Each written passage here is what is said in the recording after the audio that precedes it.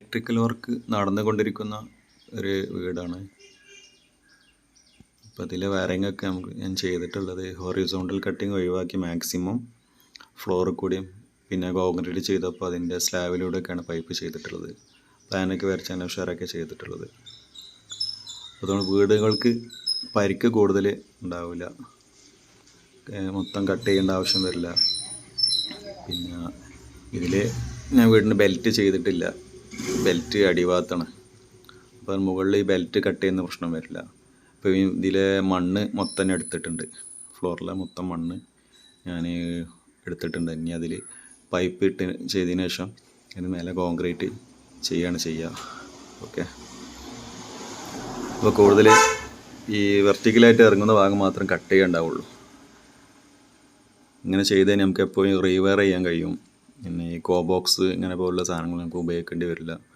Box ഒക്കെ ഉപയോഗിക്കുമ്പോഴാണ് നമ്മൾ switch ബോർഡൊക്കെ മണ്ണ് മറ്റുള്ള കാര്യങ്ങളൊക്കെ ഉറുമ്പ് ഈ വിഷയങ്ങളൊക്കെ വരിക. പിന്നെ എല്ലാ പൈപ്പും പശിട്ടാണ് ഒട്ടിച്ചിട്ടുള്ളത്. ISA മീഡിയം പൈപ്പ് ഉപയോഗിച്ചിട്ടുള്ളത്. മെറ്റൽ ബോക്സുകളൊക്കെ നല്ല ഉഷാറാക്കി അഡാപ്റ്ററൊക്കെ ഇട്ട് പാക്ക് ചെയ്തിട്ടാണ് വെച്ചിട്ടുള്ളത്. DB ഈ ഭാഗത്താണ് DB വെക്കുന്നത്. അത് അൽഫനാറിൻ്റെ DB വെക്കാനാണ് പുറത്തുനിന്ന് കൊണ്ടുവന്നിട്ടുണ്ട്. അത് നമ്മൾ ഇൻഷാ അല്ലാഹ് അടുത്ത ദിവസങ്ങളിൽ നമ്മൾ ഉപയോഗിക്കും. പിന്നെ വിൻഡോ ഒക്കെ ഞാൻ ഫാബ്രിക്കേറ്റഡ് വിൻഡോ ആണ് ഉപയോഗിക്കുന്നത്. അപ്പോൾ അതാണ് ഇതെല്ലാം ഒഴിച്ച് പ്ലെയിൻ ആക്കിയിട്ടുള്ളത്. ഇൻഷാ അല്ലാഹ് അതിൻ്റെ പണിയും എത്രയും പെട്ടെന്ന് സ്റ്റാർട്ട് ചെയ്യണം. എന്തെങ്കിലും അഭിപ്രായങ്ങളോ മറ്റോ മറിച്ച് ഉണ്ടെന്നുണ്ടെങ്കിൽ അറിയിക്കുക. എല്ലാവരും വീഡിയോ കമൻറ്റ് ചെയ്യുക, സബ്സ്ക്രൈബ് ചെയ്യുക, ഷെയർ ചെയ്യുക, ഇങ്ങനെ കാര്യങ്ങളൊക്കെ ചെയ്യുക. ഇൻഷാ അല്ലാഹ് പുതിയ വീഡിയോയും നല്ല വീഡിയോകൾ ഈ ചാനലിലൂടെ കൊണ്ടുവരുന്നതിൽ ആഗ്രഹിക്കുന്നുണ്ട്. ഇലക്ട്രിക്കൽ പരമായിട്ടുള്ള മറ്റുള്ള MEP വർക്കുകളെല്ലാം നിങ്ങളുടേതായിട്ടുള്ള വീഡിയോകൾ ഈ ചാനലിലൂടെ പുറത്തുവിടും. അപ്പോൾ എല്ലാവരും സബ്സ്ക്രൈബ് ചെയ്ത് കാത്തിരിക്കുക. ഓക്കെ.